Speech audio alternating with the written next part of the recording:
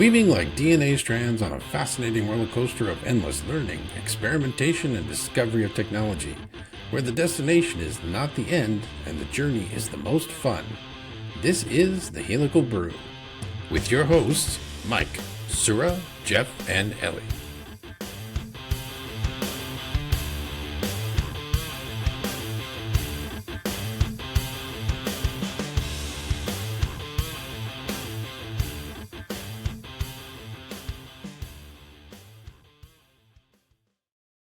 Welcome, everyone, to episode 3 of Helical Brew, the podcast about technology and pretty much everything in between. We've got a couple of topics for today, and it's just going to be the three of us.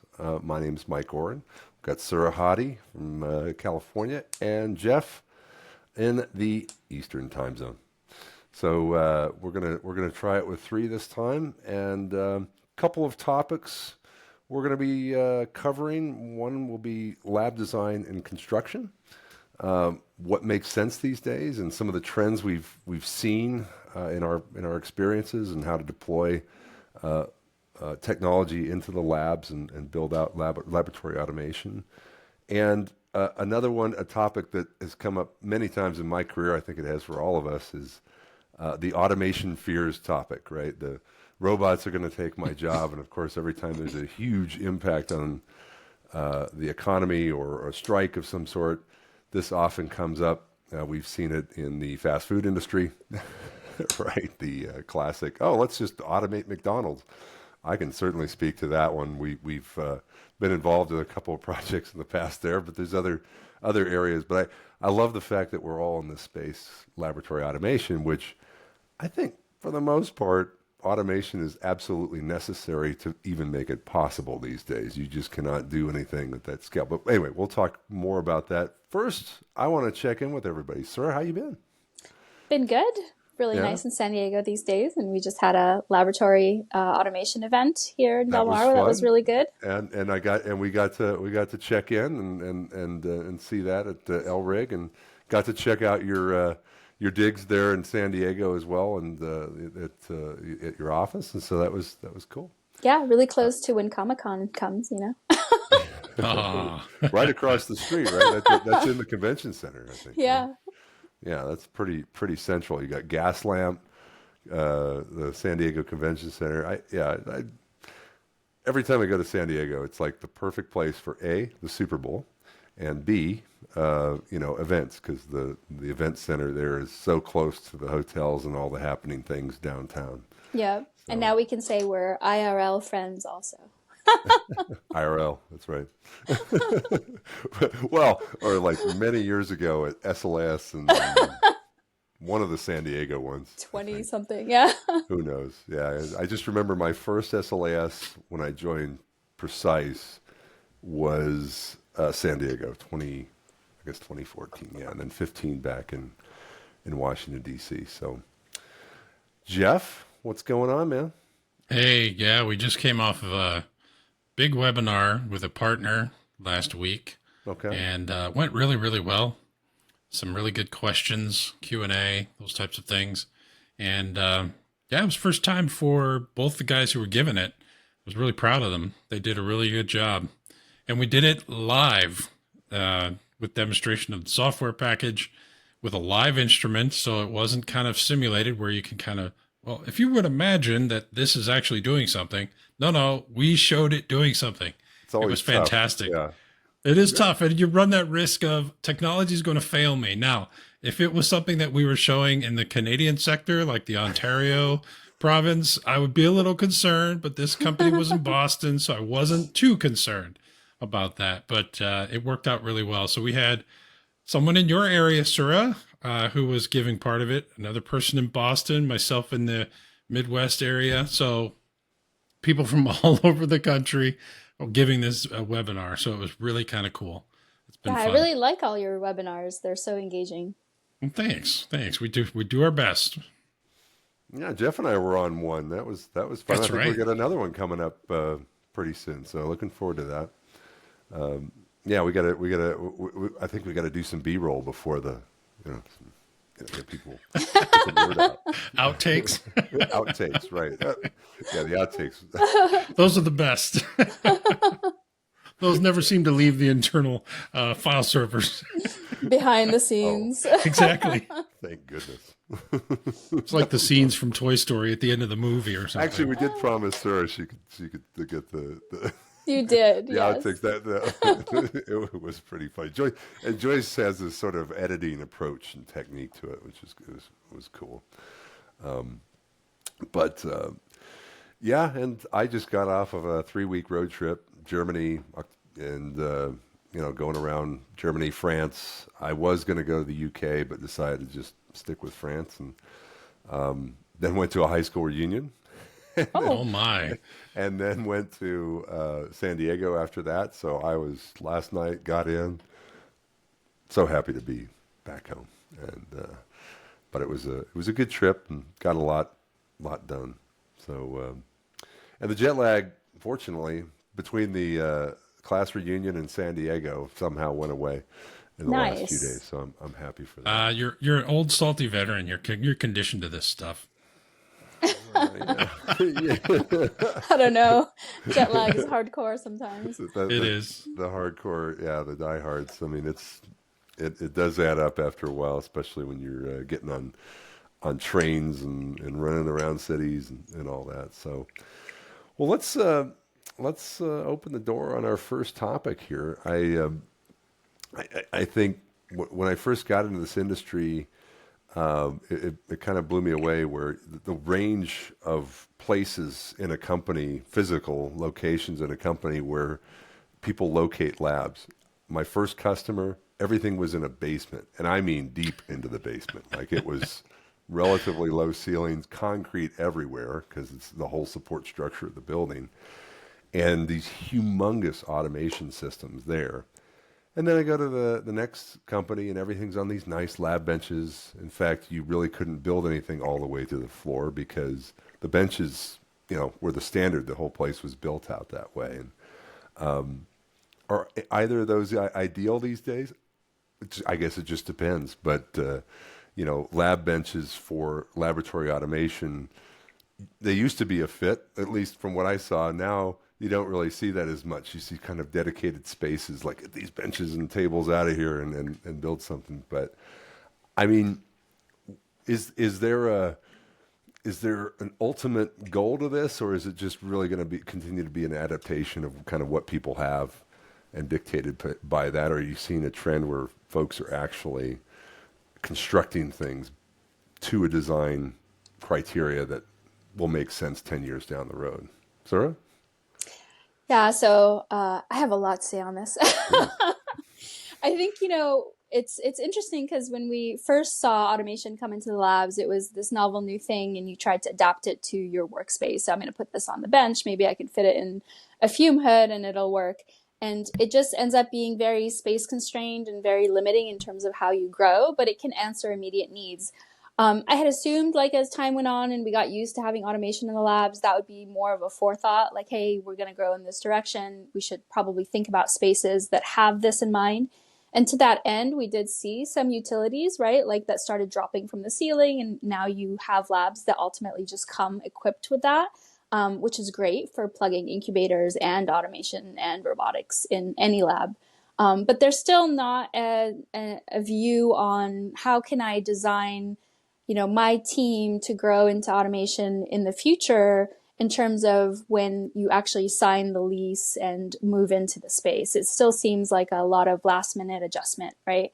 And I think it makes sense to some end to actually keep that in mind when you're looking at spaces and adapt to certain rooms being more open, right? Not a lot of benches in, so you can kind of move things in and out as you need them.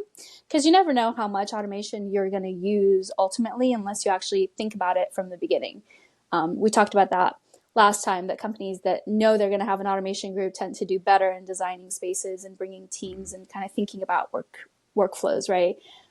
So I still see it kind of being divided where you're trying to shove a robot in a corner and you don't have the right utilities, you don't have the right space, because it's not even the space to work, because you do need benches around to kind of enable, but also space around the robot to service it and maintain it.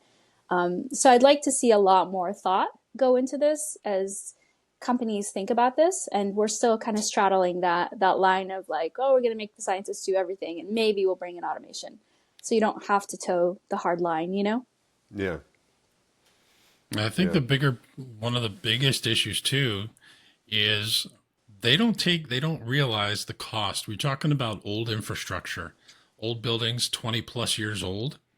They don't take into consideration as part of a line item on this project, to your point, the utilities coming from the ceiling. Okay, that makes the most sense for this system.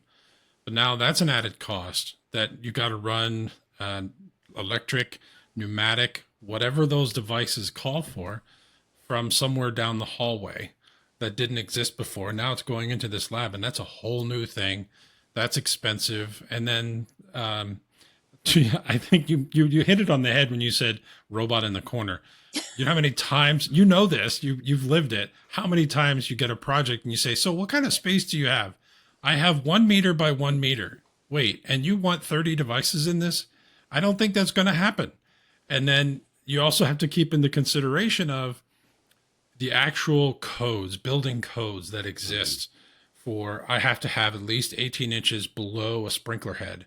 But they don't think about these things. Like, well, just go vertical. We can run to the ceiling. Well, no, you can't. Because if something were to happen in this lab, that sprinkler needs to be unobstructed.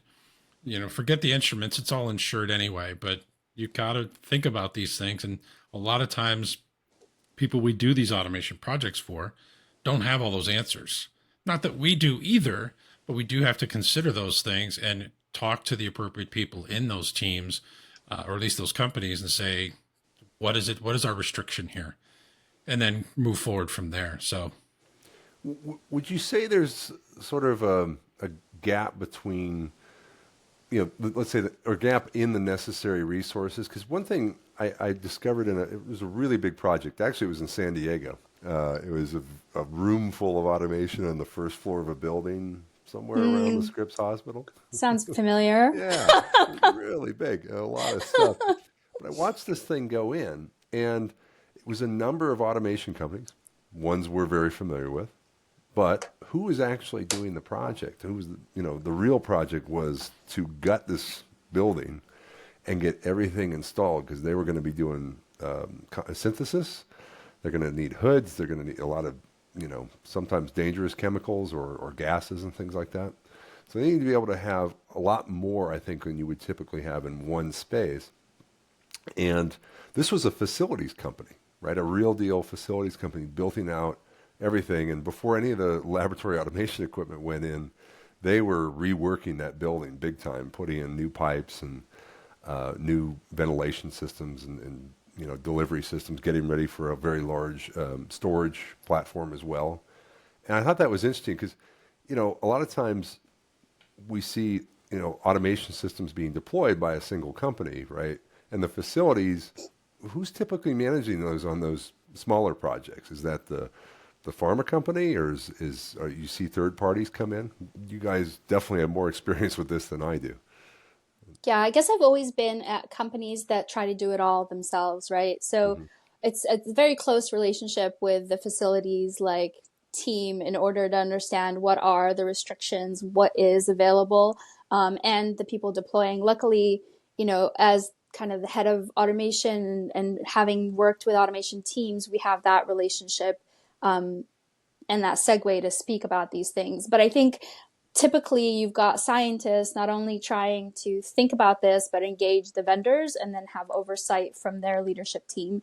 And I think when you get into too many people kind of in this space, it's really hard to have effective communication to understand what needs to happen. And I think those kinds of companies would do well with having a third party, but then that adds to the cost, right? And Sure. From my perspective, my biggest thing that I think about is what are the blockers to automation? And it's sometimes it's just budget, right? And now you're involving not only third party folks, but basically refitting the whole lab to make it work with what you're doing, and the costs just keep coming up, and suddenly you can't afford the automation that you want, or you can't sell it to the board or the leadership team. So I think, it's really difficult without having that foresight again into thinking about what I'm going to need and having people who typically are facilities people that don't think about automation now having to understand the automation needs, maybe from non-automation experts trying to bring in automation. So yeah, it's a little complicated. Sorry, maybe I went off the deep end That there, makes sense. Jeff. Yeah, it's really No, absolutely. you're limited by, the resource, well, the finances that you have to be able to install it, but also, what the resources internally are going to be able to do. I mean, are they going to be able to gut this whole room, or, we need to leave these certain things in place, but somewhere down the line, right, that's going to affect the idealness factor. Let's just call it that, right? And the facilities team has a lot of other things they're doing. They can't dedicate their whole Right. time to what you're trying to work on either. Yeah. Yeah, the two words put together that strike fear in everyone in the laboratory, and that's called change order. Oh gosh. That scares everybody, and as it should. I've had it a couple different ways in my long-term career in the ag sciences. We had internal subcontractors, which were there all the time, and they did those activities. But I'd also seen at that same companies that did just laboratory benches, those types of things. So that's all they did. So all the utilities had to be there. And then when you think about try to future proof, and I promised we weren't going to use that word future. I slipped up, put a And coin here you are. put a coin in the swear jar. I use the word. You think ahead a little bit to what this lab's going to look like down the road. Did we put enough Ethernet ports in? Did we put enough utilities, just electrical, backup electrical that won't go down so I don't have to put a UPS on my work cell systems? You almost have to go to somebody who's done hospitals. Hey, how'd you do a hospital? You should probably outfit it pretty similarly in the laboratory, don't you think? Because systems are critical from a research perspective. And if they transition into the 24/7, 365 mode, like we talked about previously, they're going to need that stuff. And that has to be accounted for. Yeah. Right, but even taking a step back from that, like you have to consider, what is your space in the building? You've got companies stuffing a bunch of automation in the basement, which is not a really great place for a human being to work, especially if they're looking at the machine all day and no sunlight. And then you've got companies putting it on the second and third floor, which also isn't that great because you have to think about weight bearing for the floors, right? When we built out an automation space that I went into to kind of revamp, we realized that it was built on top of an elevator shaft. And so it couldn't sustain a lot of weight, and they had to put boards in to kind of ensure that it wasn't going to cave down on top of the facility manager's office. So, Yeah, that's a problem. I always say, like, ground floor, try to get things on the ground floor. You're closer to the service elevator. You're closer to the loading dock. Everything is just where you need it, right? Yeah, you brought up a good point. I did run into those weight-bearing issues often on second floors. And it wasn't it was only 2 stories. But when they're telling you, well, you can't put this up here because it weighs X. And I'm just like, this building was built 2 years ago. What do you mean I can't put 1,000 pounds right here? Are you kidding me? Yeah. It won't hold 1,000 pounds? Look at all the stuff that's in this lab already. You can't tell me that. So it was difficult, to deal with Or that. if it's not level, right? The facilities director came and dropped like a ball bearing and it rolled right into the middle of the floor. So it was just kind of like a little dip. And, had we not known that robot wouldn't have lasted very well there. Mm.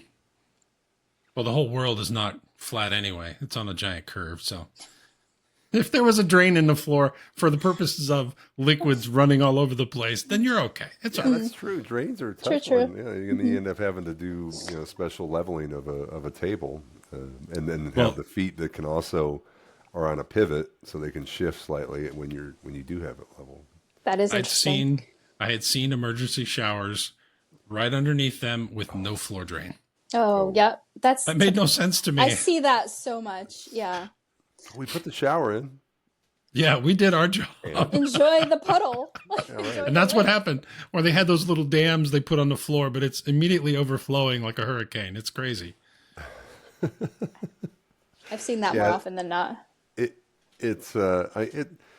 As I see more and more of these very large, almost like floor size, building floor size labs being put together, the facilities and planning just only becomes more and more important with these systems. And I wonder if, we'll start to see more collaborations between, like we saw in that very large lab in San Diego, right, where you're doing kind of two-tier projects with somebody doing major facilities rework and build out, and then bringing in the lab automation afterwards. Because in general, even today, at least from what I've seen, it's still more project-based, driven by the automation, and then everything else becomes sort of a secondary or reactive project, right? Oh, well, we need to make space for this. I mean, I've even seen where facility gets called, the facility leader gets called, let's say 2 weeks before delivery. It's like, that's a little late. Yeah, we need to move this over here, and we need these power requirements. And yeah, we've got a very large automated incubator, and it requires like 480 power, and 480 power in a lab. I mean, that's it's pretty rare. But you hit on a good word there, the reactive. It's definitely still reactive. Yeah. And I mean, lab scientists will know the requirements for what their work is. You had mentioned it earlier, Sura, about, let's put it up on the second floor by these windows. Well, suddenly you have light sensitive assays. That's not going to work. So now you have to tint all or black out the windows. Oh, great. That's another strike fear. Change order. Raw. Well, I built a nice, we worked with a team in Oakland to actually figure out how to block light from a light sensitive assay of a robot near a window. So it's interesting, the solutions that you come up with while enabling like the robot to run and the cameras to monitor. It's Actually, yeah, there's I'm trying to think, in Emeryville, California. I remember driving by, was just going to visit a customer, and I look up and there's like foil over the second and third floor windows in a certain spot. Well, that turns out the customer I was visiting was up in that lab. And it was foil. I'm like, what are you going to do? Like you said, light sensitive, and it's not like you're going to, the building's leased anyway, so they can't make major changes to the building unless they get approval from the owner. So yeah, it seems like it's going to be a continued process of back and forth, and maybe over time there'll be more facilities planning. And not to say there isn't. I mean, I have seen situations where things get done in an order that makes the most sense, but it does feel like it is a very reactive, part of things, and even the design part. Do you think that this particular subtopic will be brought up at Nexus for SLAS 2025? Yeah, that's a good question. That is, I It's hope a good so. topic. That's where it starts, really. Let's start there. Because so many of the technologies that are being discussed as far as, next generation, notice didn't use the other word. Next era, next something. Yeah. Or involve, significant changes to how labs are laid out. If you're going to use, it doesn't matter whether it's tracks or rovers or, some of these things, they go up and over, right? So there's like this track system above, and it can drop down. Kind of reminds me of the semiconductor industry, where they have these pod carriers that have 25 wafers per, and there's a drop down point on every instrument in the lab, and they just get scooped up, taken up into the ceiling, then moved on to the next instrument. I mean, maybe that's a future as well. I mean, that would require significant changes. In fact, maybe even having an entirely new facility built from scratch, which is what they do in the semiconductor industry. They pretty much start fresh when they build something out, and all that overhead conveyance is inside the facility from the beginning. But yeah, whether it's widening the aisleways or allowing space Doors. for both transport technologies and mobile robots or what have you, it's going to require somebody to plan that in advance. So yeah, let's see where that goes. maybe in 10 years, SLAS will have facilities companies also on the floor. That's interesting, though, that you mentioned that, because I remember when COVID hit, there was a lot of foundries that were doing those overhead movement of samples to systems. And luckily they had the space. There was more of a warehouse space that they could just kind of fit it after the fact of what their current workflows were. But that was an interesting concept that I thought like could get picked up if we think about it in the future rather than like in the moment that it's needed, because not a lot of facilities are amenable to that. But that's something foundries on the East Coast at least were doing. Yeah. Yeah. You know, one thing I noticed when I was driving through San Diego, Sura, was the number of buildings that are rental, you know, leasable, and they're targeted. The whole marketing blurb on there, coming soon, 6 months, lab automation space, lab space, you know, pre-configured. So, and that's something I know they did in Boston quite a lot over the past 10 years. And, but it seems like it's caught the bug has been caught in San Diego as well for building facilities. Yeah, I feel like it might be related to the fact that San Diego feels like a lot of companies have left it. So I don't know. A lot of companies after COVID moved away from like the brick and mortar like that they used to have, right? The spaces kind of got constrained. And then after we experienced some economic challenges with like investments to these companies, some companies shut down and spaces just became completely barren. So I think San Diego's got a lot of real estate of labs that are already built and labs that can be customized that these real estate companies are trying to really engage, you know, come to San Diego, here's a space, it's already built for you, you know, which would be great for the job market it's here. Like you may as well use it for what it is instead of, you know, ripping all that stuff out. So Exactly. That's a good point. And then the Bay Area, that's always been a challenge. I've seen, you know, really important companies that when they started early were in just some warehouse in Redwood City or Foster City. I feel like, okay. Or several warehouses. Yeah. And then they end up in Palo Alto in a cushy lab spot. And you're like, all right, you made it. There was one located on top of a restaurant in San Francisco. I'm like, what? Which restaurant? Was it good? It was an Italian restaurant. I was just like, if you guys only knew what they're doing upstairs. You wouldn't be eating here. No, this is a blast name from the past, but Velocity 11 started that way. I was not there at that time, but when they were in Menlo Park, that's when I came on with the company. But you're right, Sura. They went from this barn door, which barely had any kind of seal on it, probably had a padlock and a master lock on it, and that's about it, to a cushy Menlo Park office with a warehouse, construction facilities where they could build these instruments. Completely different. And then they just waited for the buyout and Agilent sucked them up and everyone went their separate ways. Oh, Velocity 11. They did so many good things, like the color matching the San Francisco Bridge and the instrumentation with people who are passionate about making innovations in automation. I mean, they had a lot of good things. It was a good like coming of age story, right? Yeah, absolutely.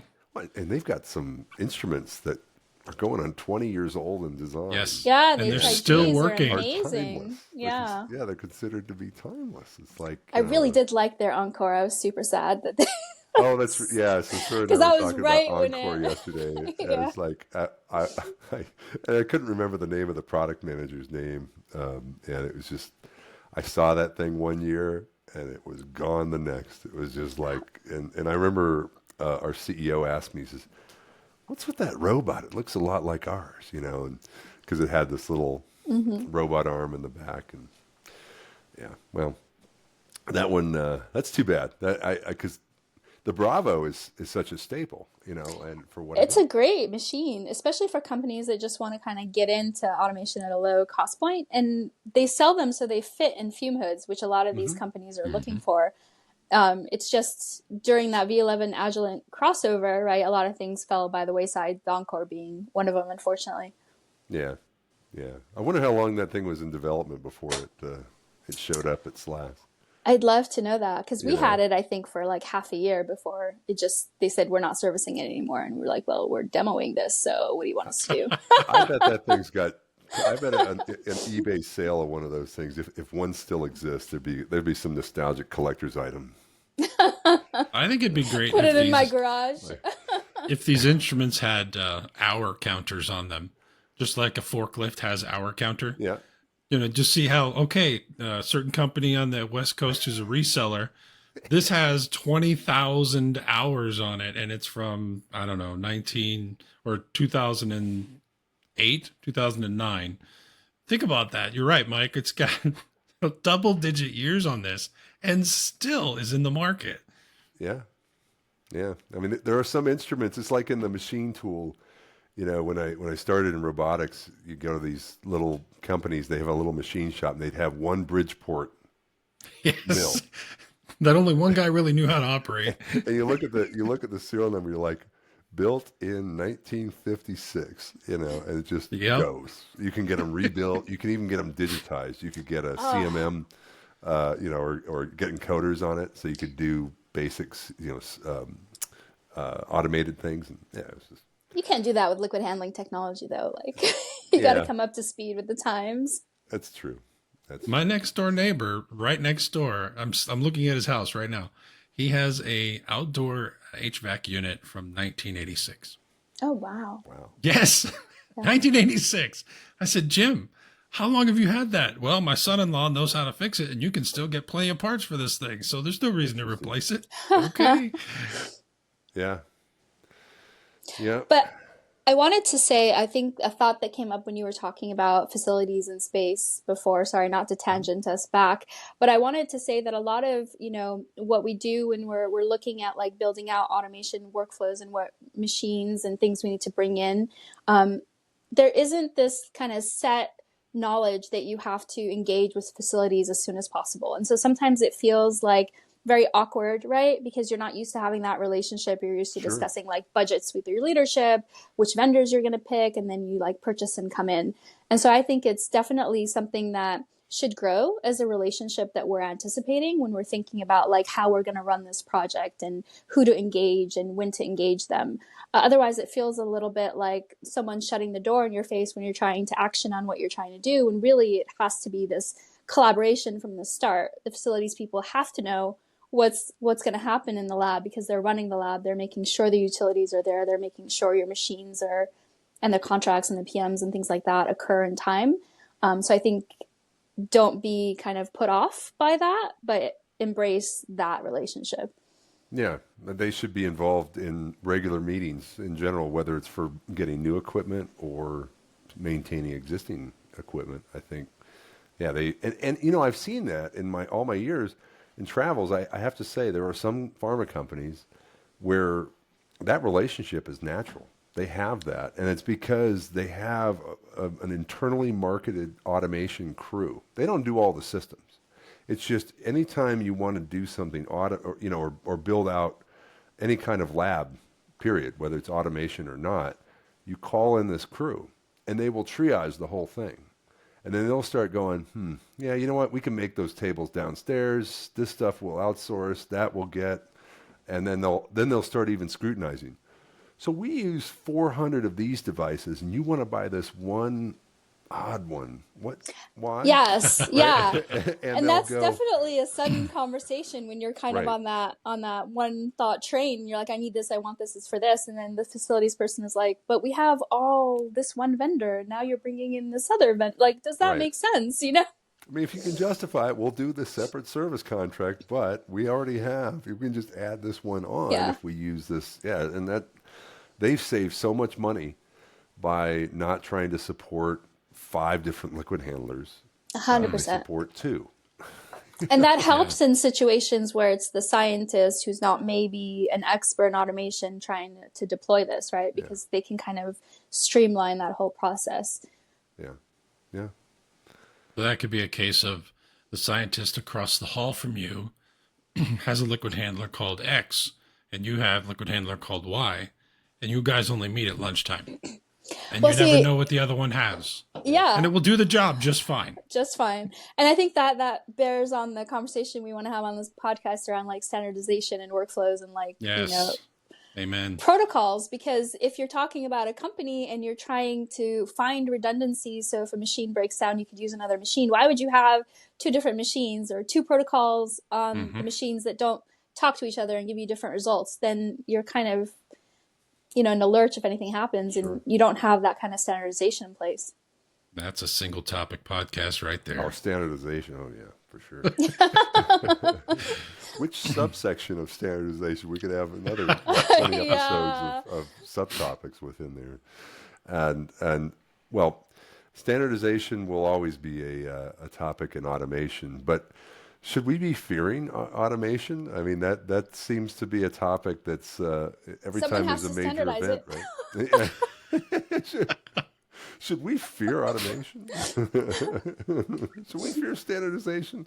Well, if automation becomes the standard, then maybe, I don't know. Well, but yeah, certainly with recent port strikes and things like that, and we've seen it also in the labor, the cost of labor discussion, which I have I worked in a restaurant, one of my first job, so I completely understand, some of the pushback as far as labor in that space, but also in, longshoremen or what have you, right? Any very necessary for the economy, right? If an economy is based on trade, the longshoremen are going to be a key item to make that happen, since they run the ports. And so, but the fear of automation comes up when something's happening and maybe labor is demanding more money, and we of course we saw it in fast food.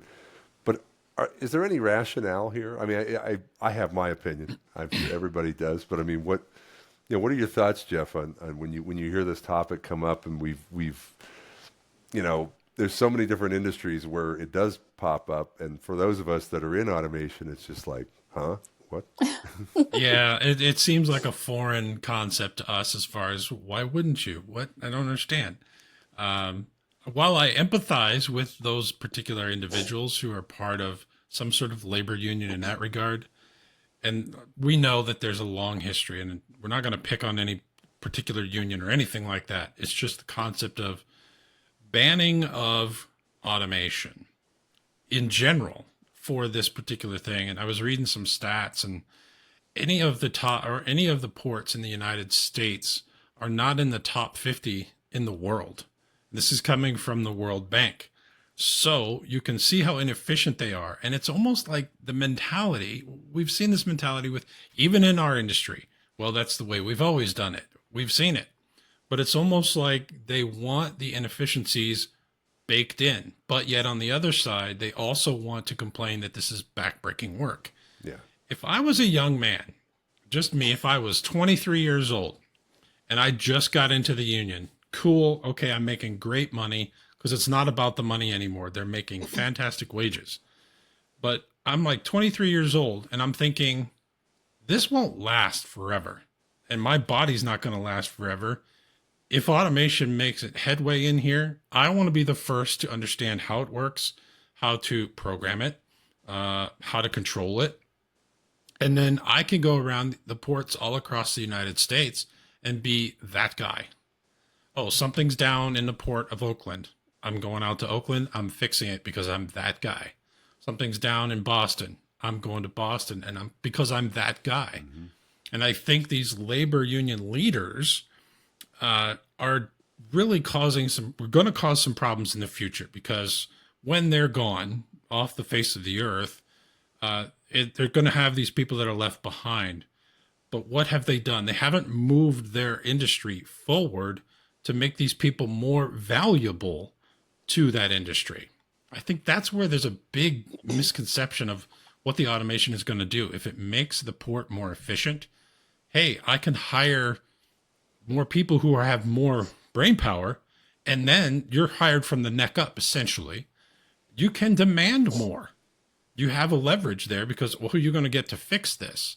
Not just use a crane or a forklift or that kind of stuff, but who's going to fix this? I've got personalized training in that, and I can fix that when it goes down. Or I'm personally trained in remote control operation of a autonomous vehicle moving around the yard and loading of box cars and those types of things. So you become really specialized and really high tech in your field. And if I was 23, I'd be raising my hand right away. Yep. Definitely want that knowledge, right? Because it's Yes. gonna be, and you can apply that in other jobs, right? If you want Yes. to be in the working in a port or in a warehouse facility for your whole career, but you might have other aspirations where you want to go do Hmm. something else, but you'll have a skill that you can take with you. And I think that's something that gets missed in that whole automation discussion, where it really elevates. And the idea is not to replace, unless it's something super dangerous. And we've already seen that in industries where people make no sense in the space. Semiconductor is a great example of that. Well, not only is it dangerous, you get hydrofluoric acid running underneath the floors and things like that. You've got, all these nasty things, but also people just aren't compatible with the environment. You're talking about an environment that if a small particle will ruin the entire wafer. So you're trying to keep, as many particle shedding things out of there, and people are the biggest. So it's like, that's where it just doesn't make any sense. And then in automotive, OSHA really developed from the automotive industry, right? Carrying a heavy windshield, with the outrigger position where your back is being cranked every time you're trying to hold on to this thing. Now they have all these counterbalance mechanisms, even for, like, it puts the seat into the car. All you have to do is the part that's really hard to automate, which is to take the wrench, the auto wrench, and torque it into the body of the car, right? It's like but everything they can, semi-automate or assist with, they do that. And so I think in these other industries, we're just now getting to the point in society where these opportunities are coming up. The technology is good enough, or it's something we can approach now. We have a new way of doing it. But there's so many things, like nuance elements, that get missed in these discussions about automation, where you're like, those of us that, like, once you lose control of something in automation, it's game over. You've got to spend all this time and money, cameras, realignment, whatever, to grip the part in a repeatable fashion where you can actually do something useful with it. All that gets lost. They're just like, oh yeah, just automate that, right? Sometimes, not all the time, but it's it's a discussion that generally happens way too high up in the atmosphere to be, and not dipping into practicality of what it actually takes to do these things. I mean, restaurant automation has been going on for a while, and I've actually seen the most successful one I've ever seen is involving pizzas, which are actually relatively simple and approachable. The same size, it's consistent. The baking systems, even the ovens, already have conveyance in them, so you just have to make it so it captures it in a repeatable place where you can work with automation. And it's just, but like flipping hamburgers, come on. Well, there's two mobile robots at my local bowling alley here in my hometown. Okay. Oh. Yes. Are they I delivering saw food them. or like Or shoes? Yeah. No, not for shoes. No, there's still somebody back there. spraying the Because if shoes? you're wearing a size 13 and you get a size 8, that just ain't going to work. But no, it would deliver to the tables. And I saw this the other week when I was there with my youngest, and I'm like, what? Robots here in Bowl 32 and Stardust 32? You're kidding me, right? It was amazing. I was like, that's blew me away. Yeah, Yeah. you see them in hot pot places and like all you can eat buffets here also. Oh, yeah? It's pretty cool. But yeah, I think my tagline's always been automation drives innovation, right? And for us, it's innovation in science, but in other fields, it works out too. But in terms of like, can automation replace humanity, right? And I think to touch on what you guys have said, it can replace some things that are dangerous. It can also elevate your skill set. And for me, I never think that automation can replace you, because it only inspires you to do something else, right? Get a new skill. And I find that when I work with scientists and I'm showing them how to program or how to run a robot, I'm thinking of all the like skills they're adding to their repertoire, right? It's like if you're playing a game and these are the skill points that you're adding, and now you're efficient in something that you didn't know you could do before, that provides you to, have more value to your next job, to your next, company. Why would you not want to learn that? If you're always wanting to do the same thing over and over again, and we have a robot doing that, and that kind of abstracts that away from you, you should be happy, because now you could look at and that might be an unpopular opinion. You could look at other things that you can do. And in our field, you've got PhDs moving water from one tube to another. That's not what they got their PhD for. Let the robot do that. You do the stuff that you studied and you excel at and grow in that way. Or you learn how to work with the robotics and take on the space that they can't do, right? Like standardizing assays, looking at precision, teaching, things that grow your skill sets in other ways. So I think it should motivate you to do more, right? To learn more than to kind of depress you about what you're not doing. Yeah, I wonder too if to get back to your point, Mike, is the messenger from the automation side not the right messenger? Because if it's a hard sell and they're basically saying ban on full automation, is the messenger from the automation space the right one? Because if he's not selling it properly, by just you hit it on the head, sir, as far as, look, I'm not here to replace you. I'm here to tell you you're smarter than this. And we can make you smarter than this. You can do this. So you're saying they should hire us to do their PR. Well, I don't know, maybe.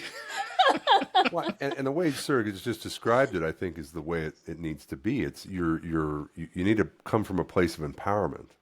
Yes. Right. And empowerment is the ultimate goal. If that's the ultimate goal when you're having that conversation, because for a scientist, it's incredibly empowering to be able to now, wrap your head around how this whole pipetting workflow works, because then I can go tweak it and edit it, or an automation software where they don't feel like, they're, what happens often? It's like, well, I might avoid something we're not totally familiar, or, somebody else is busy. Again, avoided, right? Not empowered versus empowered. And I think sort of really captured that well about, if you're going to pitch this stuff, it needs to be an empowering pitch. And you come away going, I will know more and I will be able to do more after having that conversation, and not, just saying, oh, well, we, can't do that and can't do this and can't everything. So I think that's a huge thing. But you're right. Well, pitching it, Jeff, is that's what's got to happen, right? That's critical. You got to have the right people. Yeah. And in this particular case, when we talk about the ILA, the longshoremen deal, I was reading some information that said that the DOT, Department of Transportation, now this is a federal institution, has rules in place that says if there is going to be automation, the person or company doing it must justify that quality jobs will not be destroyed, for lack of a better term. So now that company, in addition to the automation, which is a work in and of itself, has to write this report that says we're bringing quality jobs, which shouldn't be a difficult sell. We are. Or a difficult report, yeah. Exactly.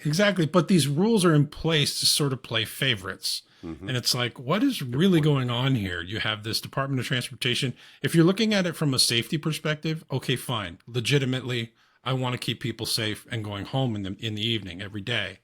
But when you're talking about, well, you can't replace their job, it's just like, who am I fighting? I'm fighting two fronts. One at the union level and at the governmental level. So it's difficult. Yeah. No, it's difficult, but it's good to have safeguards like that in place, because I can see, and suffice to say, I don't know everything about this topic, but I think, I can see a way where people can take advantage, right? And I think to over communicate that you're trying to look out for people's welfare isn't a bad thing, but you have to kind of make sure that you're balancing that with efficiencies for what you're trying to accomplish, right? And so I think a report that also demonstrates, hey, you can attend these workshops to learn more about potentially maintaining this equipment, or offering opportunities to engage and level up their skill sets will be beneficial. And from the perspective of the people that are engaging that vendor, will probably make them more confident in engaging with you in the future, right? Sure. Yeah, absolutely. To Mike's great word of the day, empower. Let me empower you to maintain this stuff on your own. I didn't replace you. I changed your job. So now you feel empowered and have a skill set that you can take anywhere. And this Yeah. isn't stopping, right? Automating isn't the end of it. In the future, we can see like actual humanoid robots doing things, and we have to kind of set our mindset with how do we deploy these in society to keep pace with making sure people still have livelihoods, right? This is too much Blade Runner for me. I know. Oh my Sorry. gosh. I watched I don't want sci-fi people last going night. Roy Batty. You know what I'm saying? Blade Runner. Those are some obscure references, but probably not for this team. No. I must admit I didn't get it, but Oh, well, now you're going to watch Blade Runner, both of them, this weekend. Yep. Yep. That was. I really enjoyed the most recent one. I mean, the It original was of good. course, It really was good. The new one. podcast movie night. Oh, there you go. Yeah. No. Automation or robotic movie types. There's Yeah. plenty of Terminator series. Oh gosh.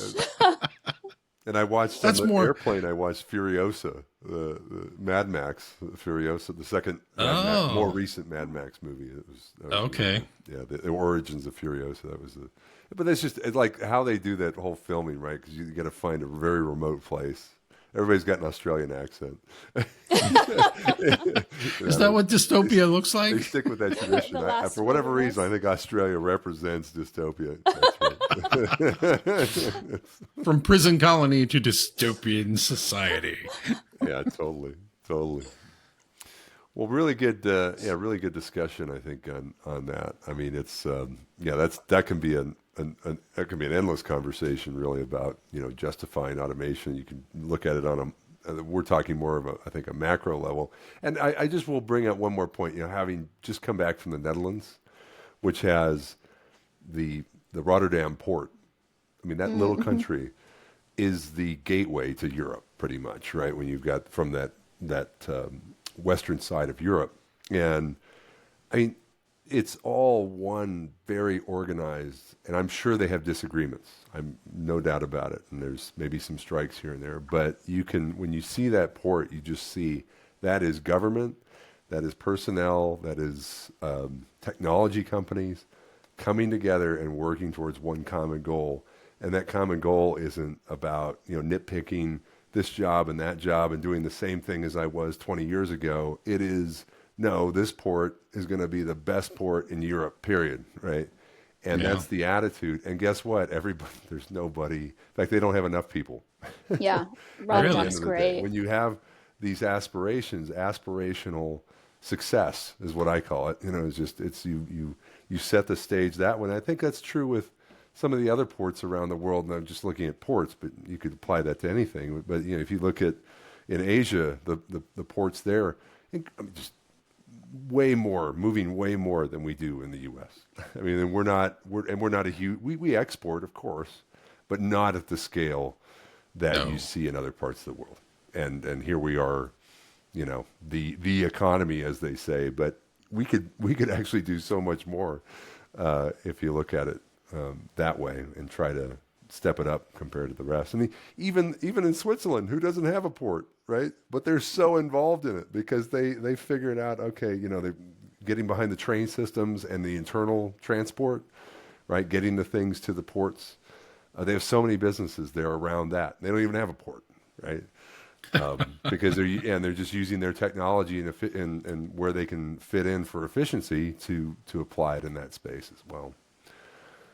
So, well, I think we can wrap up on the topics, and This was a good maybe- discussion. It was a Yeah. great discussion. It was a really great discussion. I think we can, for the lab topic, we can, look into that a little bit deeper next week. We most likely will have a guest next week on next week's show. So looking forward to that. We'll save that as a surprise and when we record it. But picks of the week, optional as always. But I think Jeff, you have one. Yeah. Yeah. I stumbled across this weeks ago. I don't have the wearable technology, but wearable technology in general. And this one relates to health as an overall. And Mike was having a discussion before the show about technology. He had worn the same technology that was monitored through this company called Levels. And it's glucose monitoring and some other things as well. And I thought, wow, what a great technology for sort of proactively taking on how your health, what it is and what it looks like, what you feel in the morning, why, those types of things.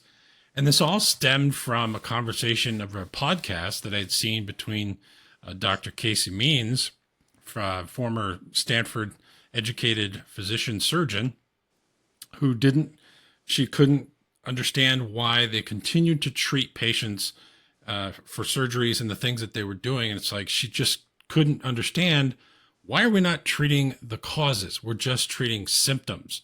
Well, that just led to a lot of things. She basically quit her position. Now, can you imagine being a Stanford educated surgeon and quitting your position? She wrote a book with her brother, Callie Means, on called Good Energy. And I don't have the book, full transparency. I want to get it. But the conversation went everywhere with big food, big pharma, and how a lot of these things, and it does affect our industry because that's where we are, how these particular things affect human health down to cell biology level.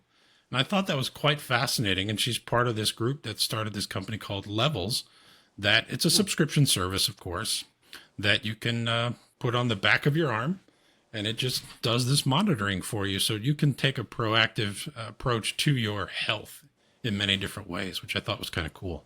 Yeah, I did not know the backstory on that application. I used it for a bit with tracking what I was eating, and they made it. Companies have done that in the past where you track things, but they made it incredibly easy. Like they even had, even for some obscure, I mean, maybe chain restaurants, but relatively small chains, that you could look something up. Like, oh yeah, we got that one in here, right? And the calorie count and everything. You could see and compare your glucose situation relative to over the course of the day and what you ate, and when you could tie that back to, oh, I felt tired at 4:00. Yeah, okay, well that's why, because what did I eat at 2:00 that made me feel that bad at 4? You see a dip, so it's like, I mean, I know for some people it's absolutely critical. These devices have been life-changing because they're able to take this with them and have that continuous glucose monitoring. I haven't been in a situation where I absolutely required it, but it was interesting to go through that process of wearing it and putting it on, and they made it incredibly easy to do. A lot of disposable stuff involved, right? I mean, they have this one-time use applicator. It's this big box that you put up against your arm, and it has a specific force it applies when it sticks it in. It's this tiny, tiny, tiny needle. Didn't even bleed when I pulled it off, right? Because the needle's so small, and it takes about an hour to warm up after you do it. So yeah, very, very cool technology though. It kind of sparked from the last weekend or a couple weekends ago. I was at an Oktoberfest, and there was a young woman who was wearing an insulin pump. I thought it was one of these level monitors. Wow. It was an insulin pump in the same location on the back of her arm. And I'm like, is that what I think it is? She goes, no, that's an insulin pump. I was like, oh my gosh, wearable technology for an insulin pump. How fantastic is that? That's kind of cool. So, it's no longer this attached to my belt with some sort of thing and working it that way. It's just tiny wearable technology. I think that's really cool. Yeah. Yeah. Super cool. Well, my pick of the week, I'm wearing it. Headphones. It's a wearable. See? The headphones I've been wanting to use for this podcast, I finally end up using them. One thing about these recording sessions that we do, the ability to hear yourself while you're talking, which I didn't have last week. You'll see when I publish that episode, right? Your volume tends to go up when you don't hear yourself. And it's like, I got these because they do a really good job. They call it side tone. So their side tone is taking a little bit of what you're saying and putting it through the headphones, because these things are sealed up. I mean, they're closed headphones. But the other part of this is, and I kind of hard to show it on camera, but it's it's from the same company. These are the Rode NTH 100 with a headset mic. You don't have to have this. You can take this off if you don't want the microphone. But Rode is a company which I could also use this one. So if Ooh, if we fancy. decide to, I want to cover half my face, we can do it that way.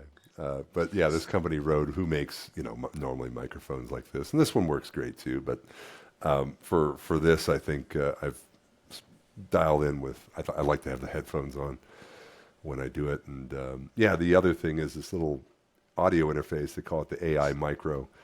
Just a way to plug it in. And what's cool is it's so low power, you can use it with a phone that has a lightning connector, or a phone that has a USB connector, or a computer that has a USB connector. So you can take these headphones and have a headset on any of those devices, whereas usually there's like no way I'm going to use this with my phone. If I do, it's going to take way too much work. Good luck getting through TSA with that. Yeah, right. Excuse me, sir. You're going to need to check that. Do you know who I am? I'm Mike Ouren, and I travel with a microphone. Yeah, we don't care. So yeah, that would be a tough one. I don't think they'd have a problem with it once you like take it out, but they're going to want to see that every time. It's a big hunk of metal. Yeah. Okay, That's in long form, yeah, perfect. So, long metal objects they do not like so much. any more picks of the week? Do they have to be tech? No, of course No, not. not at all. We have right. There is no cap on picks of the week. Awesome. My pick of the week is a book by Lin-Manuel Miranda. It's Okay. called Good Morning, Good Night, or Good Morning, Good Night, Little Pep Talks for Me and You. And I really like this book because I have my daughter, and it allows us a few moments at night and in the morning to read through it. And it's really like a few lines here and there, but basically what you read at night, you can follow up with an excerpt in the morning. And so you kind of open and close your day with the same kind of thought train, and it's really positive outlook, and it sets her mind at ease that she knows she has those few moments of zen with me about like positive topics. And so you can see I've bookmarked it because we've made it halfway through. And it's a pretty good, engaging bonding experience that I recommend. Oh, that's great. Very nice. Yeah, very cool. I'll check that one out. Yeah. Keeps you from going to bed angry, doesn't it? If I something's try just, never to go to bed inspired. angry. I was going to say, if something's just in your craw, it's like, I just got to stop. I just go outside, breathe deeply. Yeah. But kids are on a trigger like with their emotions, so it definitely gives you moments to. And it's not just kids. I mean, I certainly have a better morning, especially when I start early, and I started on a positive note, whatever that is. Even if I know I've got stuff I don't really want to do in the next 3 hours, just make sure that first 5 minutes was something, positive. And whether it's reading something, I think it's great. That's a great idea. And we'll check that out. And there again, yes, there are no rules for picks of the week. That's one thing. Nice. No, and I mean, I'm a gadget guy, so I'm gonna Yes, you are. His will be mostly gadgets. and if a book is actually a good change of pace, because it doesn't always have to be gadgetry, but that's my wheelhouse. Same with you, Jeff. I think you're pretty gadget. Fair. I'm pretty Right. gadgety. I'm just also well-rounded. That's right. She wears her gadgets and reads. More complete. Whereas us, we just don't do that. I mean, if we're being honest, Mike, Sura's the brains of this operation. Oh, come on. We're just the beauty on the outside right now. no. That's all. Yeah. The beauty. I love it. All right, y'all. Well, that was fantastic. I am looking forward to next week, and it's great to be back off the road, and we'll get some more episodes out the door shortly. So, looking forward to seeing you next week. So long, everyone. Bye-bye. Thank you for joining us on the Helical Brew podcast. We're glad to have you with us. If you'd like to watch more episodes, visit helicalbrew.com. That's helicalbrew.com.